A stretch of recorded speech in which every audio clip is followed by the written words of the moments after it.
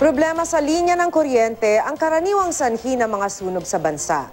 Ayon sa Bureau of Fire Protection, yan din ang posibleng dahilan ng sunog sa bahagi ng AFP Medical Center sa Quezon City kagabi. Makibalita tayo kay Von Aquino. Sa cellphone video na ito, kitang-kita ang naglalagablab na apoy na tumupok sa nurses' quarters ng Armed Forces of the Philippines Medical Center sa Quezon City, pasado alas 7 kagabi. Sa inisyal na pasisiyasat ng Bureau of Fire Protection, posibleng electrical short circuit ang sanhi ng sunog na nagsimula sa ikalawang palapag ng gusali. Yung nurse na nasa baba around mga 7 p.m.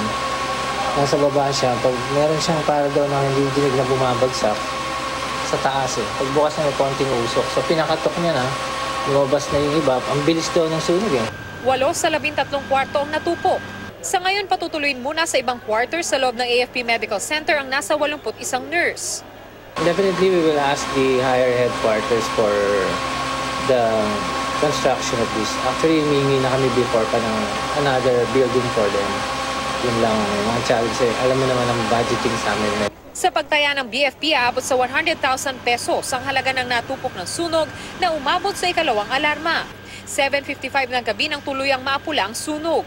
Wala naman nasaktan o nasawi sa sunog pero isa sa ilalim sa stress debriefing ang mga nurse na nakasaksi sa nangyaring sunog. Von Aquino, GMA News.